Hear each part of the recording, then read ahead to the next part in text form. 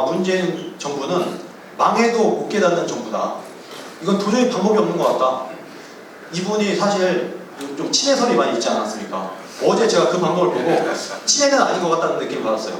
한 시간 넘게 이렇게 얘기를 하는 거 보고 친해는 아닌 것 같다는 느낌을 받았는데 굉장히 자기 신념에 강한 분인 것 같다. 이분에 대한 신념이 너무나 확고한 나머지 이거는 막을 방법이 없겠다. 대한민국은 앞으로도 문재인 정부가 있는 한해는 점점 경제는 나빠질 수밖에 다른 도리가 없겠다. 이렇게 어제 느껴져서 참 대한민국의 앞길이 참으로 걱정이 되는. 지금 문재인 정권 2년 만에 이렇게 거의 폭망 수준으로 가고 있어요.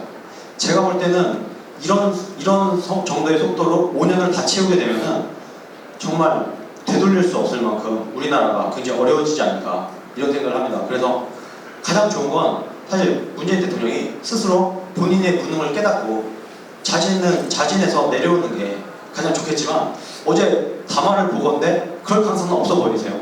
본인이 굉장히 옳고 본인이 굉장히 바른 길을 가고 있다고 신념적으로 믿고 있는 분 같아서 그럴 가능성은 없어 보이고, 최소한 문재인 정부의 이런 경제 정책과 정치 정책, 선거법 개정 이런 것은 자유한국당이 무슨 짓을 하더라도 반드시 막아주셨으면 좋겠다. 어제 인터뷰 대담에 보니까 문재인 대통령은 이번에도 바로 촛불 얘기를 꺼내시더라고요. 촛불 정신이 위해 세워진 정부이기 때문에 정당성이 있다 이런 말씀을 하시던데, 제가 늘 말씀드리는 것은 문재인 대통령이 촛불 대통령이 아니라 촛불 도둑 대통령이라고 계속 말씀을 드려요.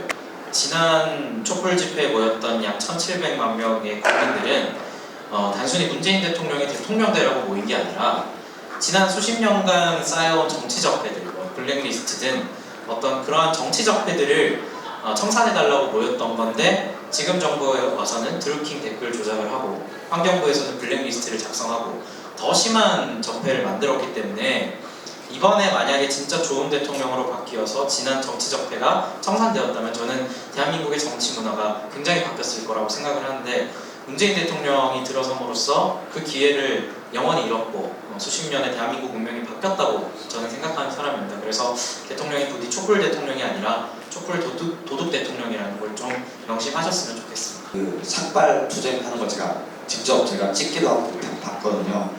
그 박대출 의원님이 그 영화에 나오는 원빈처럼 이렇게 하는 걸 보고 정말 감동을 받았는데요. 사실 삭발을 한다고 해서 바뀌는 건 저는 없다고 생각합니다. 하지만 그 자유한국당 분들이 많이 권위적이다, 뭔가 좀 소위 어렸을 때 공부만 한 엘리트 집단이니까 그런 걸 잘 못한다, 이런 얘기를 전부 다 이제 다 깔끔히 씻어내는 저는 행위였다고 봅니다.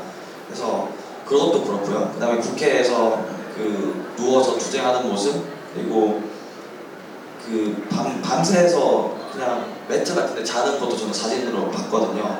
그래서 되게 열심히 정말 그래도 수고하시는구나. 장애 집회 같은 것도 무슨 한 번 하고 끝내는 것도 아니고 그 한 번, 두 번, 세 번, 그리고 또 지역까지 가가지고 또 특정 지역에서는 물세례까지 받으면서 끝까지 이렇게 호소력 짙은 그 말을 하는 그 황교안 대표님도 그렇고요.